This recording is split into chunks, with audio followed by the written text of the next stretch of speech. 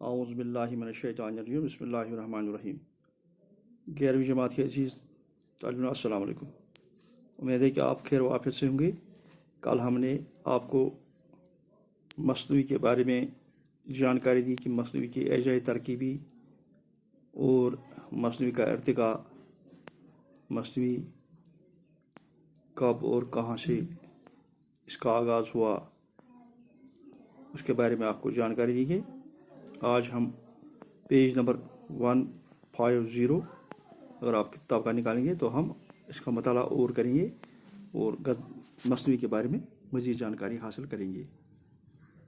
تو 1764 عیسوی میں شاہ اصغر علی نے مصنوعی گلزاری گلرو بھوپال میں لکھی۔ تو 17ویں صدی کی بات ہے یہ کہ شاہ اصغر علی نے گلزاری گلرو مصنوعی لکھی۔ 1780 میں مقصود عالم دیدار نے 7000 شعر سے زیادہ کی مصنوعی سراج نامہ دیوان چھوٹے خاں کی سرپرستی میں لکھی۔ یہ شمالی ہند کی طویل ترین مصنوعی ہے۔ تو مقصود عالم نے طویل ترین سراج نامہ جس کا نام ہے یہ مصنوعی لکھی جو 7000 شعر پر مشتمل ہے۔ یہ سب سے طویل مصنوعی مانی جاتی ہے۔ 1784 عیسوی میں عنایت اللہ نے نادان نے ماہ خورشید نام سے مصنوعی لکھی۔ 1787 میں نادان نام کے دوسرے شاعر نے مصنوعی ارشاد مولا لکھی جس میں مسائل فقہ نظم کیے گئے۔ تو یہ جو مصنوعی تھی یہ اسلامی فقہ کے بارے میں تھی، ان کے مسائل کو اس نے شعروں میں مصنوعی کے پر استعمال کیا۔ 1787 میں امیر محمد علوری نے مصنوعی لیلا مجنوں تصنیف کی۔ 1812 عیسوی میں امیر علی گوالیاری نے جنگ نامہ بھوپال لکھا۔ 1828 عیسوی میں بدیع الدین نے مصنوعی شادی سکندر بیگی کی تصنیف کی۔ شمالی ہند کی ولی کے بعد شاعروں نے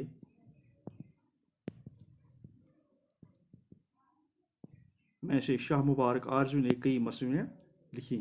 مولانا نظامی نے ہفت پیکر کو اردو جامع پہنایا مگر یہ مصنوعیاں دکنی مصنوعی سے بھی کمزور تھی۔ سودا نے 24 مصنوعیاں لکھی مگر ان میں کوئی معیاری مصنوعی نہیں ہے۔ میر نے البتہ 38 مصنوعیاں لکھی جو فن کا لاجواب نمونہ ہے۔ اردو میں مصنوعی کو مقبول بنانے میں صحرا بھی میر کے سر ہے۔ ان کے چند مصنوعیاں بہت مشہور ہوئی۔ تو میر نے جو مصنوعیاں لکھی تو وہ بہت مشہور ہوئی۔ تو مصنوعی کو مقبول بنانے میں میر کا اہم کردار ہے۔ جیسے اگر نامہ، شعلہ عشق، جوش عشق، دریائے عشق، اعجاز عشق اور مصنوعی خواب و خیال وغیرہ ہیں۔ شمالی ہند کی سب سے مشہور اور معیاری مصنوعی میر حسن کی سحر البیان مانی جاتی ہے۔ اس دور کی تخلیق ہے۔ تیسرے دور کے جرات میں انشاء اور وصفی کی بھی مصنوعیاں لکھی مگر ان میں کوئی بھی قابل ذکر نہیں ہے۔ چوتھے دور میں ناسک نے ایک مصنوعی لکھی جو فنکاری کا نمونہ ہے۔ اس دور میں مومن نے 6 مصنوعیاں لکھی جو معیاری ہیں لیکن سحر البیان کا مقابلہ بہت معمولی ہے۔ لیکن سحر البیان کے مقابلے میں یہ بہت ہی معمولی مصنوعیاں ہیں۔ لکھنؤ کے پنڈت دیا شنکر نسیم نے گلزار نسیم لکھ کر مصنوعی کا اعلیٰ معیار قائم کیا۔ نواب مرزا شوق غریب عشق، زہر عشق اور بہار عشق لکھ کر لکھنؤ کے انحطاط پذیر مذاق کی صحیح ترجمانی کی اور مصنوعی کے جدید دور روایت کے اضافہ کیا۔ اس دور میں محسن کاکوروی نے نعتیہ مصنوعیاں لکھ کر ایک نیا اضافہ کیا۔ تو محسن کاکوروی نے نعتیہ مصنوعیاں لکھی جو ایک نیا اضافہ مصنوعی میں تھا۔ اس دور میں بعد مصنوعی کی جگہ نظم نگار نے لے لی اور اردو میں جو شہرت سحر البیان، نسیم، گلزار اور زہر عشق کو حاصل ہوئی وہ کسی مصنوعی کو نہیں۔ تو شہر آفاق جو مصنوعیاں ہیں ان میں سحر البیان، گلزار نسیم اور زہر عشق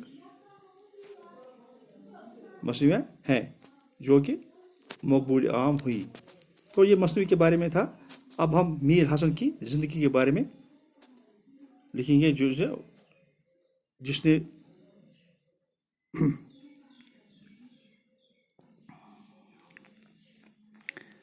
مثنوی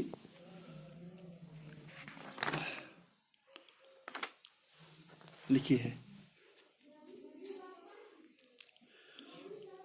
میر حسن دہلی کے رہنے والے تھے اور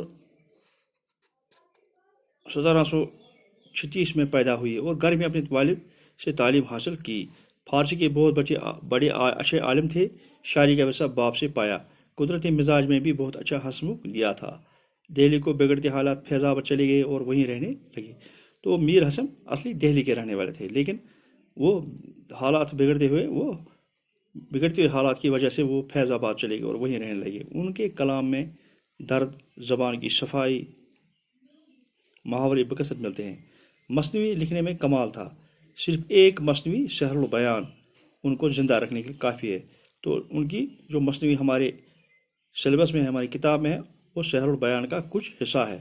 یہ مثنوی بڑی مشہور و معروف ہے۔ تو ایسی اس کی جو صرف ایسی کہ اس کا جواب نہیں، 2 برسوں میں لکھی ہوئی، مگر اس کی زبان ایسی صاف سادہ ہی آج بھی اسے بہت سے فکرے اور مصرے لوگوں کی زبان پر ہیں، اور وہ جملہ بیان ہے جو مثنوی کے لیے ضروری ہے۔ اس مثنوی میں جہاں عشق محبت کی داستانیں ملتی ہیں، وہاں سماج کی رسم و رواج خاکے بھی موجود ہیں۔ تو اس مثنوی میں ہمیں اس دور کے جتنے بھی سماج میں رسم و رواج تھے اور جو دیگر رسومات تھے، تو ان کو ہمیں اور زبان کا بھی پتہ چلتا ہے۔ اگر بادشاہوں اور وزیروں کے حالات ہیں تو فقیروں کا تذکرہ بھی ملتا ہے۔ تو اس میں بادشاہوں کے علاوہ سبھی عام لوگوں کا تذکرہ بھی ملتا ہے اس مثنوی میں۔ قدرتی مناظر کی خوبصورتی اور دلکش تصویریں بس پڑھنے ہی میں دل چاہتا ہے۔ تو اس طرح سے خوبصورتی بیان کی گئی، انسان کے سامنے ایک تصویر سامنے آ جاتی ہے۔ اس مثنوی کی تیاری کے لیے میر حسن کے سامنے کوئی نمونہ موجود نہ تھا، اور یہ کارنامہ ان کی فطری کا نتیجہ ہے۔ تو ان کی فطری اپج کا نتیجہ ہے یہ کہ انہوں نے یہ مرثیے لکھی۔ میر حسن صرف 50 سال زندہ رہے۔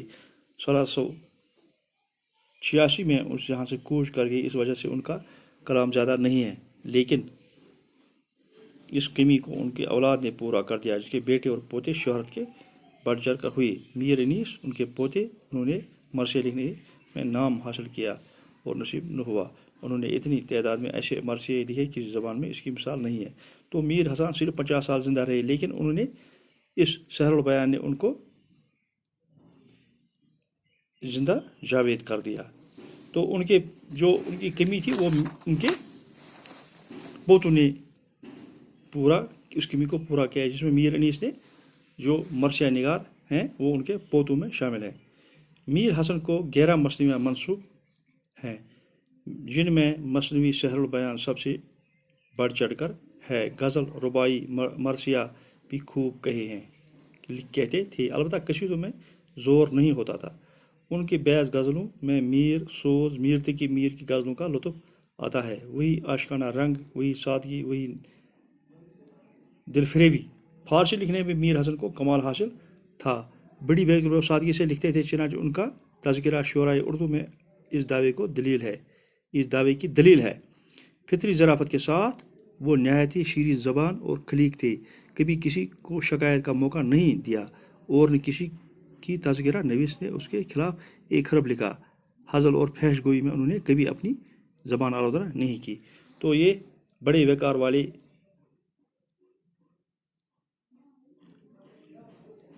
شاعر تھے۔ انہوں نے اپنی زبان، فطری ظرافت، شیریں زبان اور خلیق تھے، تو کبھی اپنی کسی کو شکایت کا موقع نہیں دیا، نہ ان کے خلاف ایک لفظ لکھا گیا، اور وہ ہزل اور فحش گوئی سے اپنی زبان کو کبھی آلودہ نہیں کیا۔ تو اس طرح میر حسن کی زندگی کے بارے میں آج ہم نے جانکاری لی۔ تو آپ سے استدعا ہے کہ آپ اس کا دوبارہ اعادہ کریں، تاکہ یہ آپ کو ذہن نشین ہو سکے مثنوی کے بارے میں۔ تو کل ہم میر حسن کی مثنوی سحر البیان کا انتخاب جو پیج نمبر 153 پر ہے وہ پڑھیں گے انشاءاللہ رحمان. آج اتنا، باقی وسلام.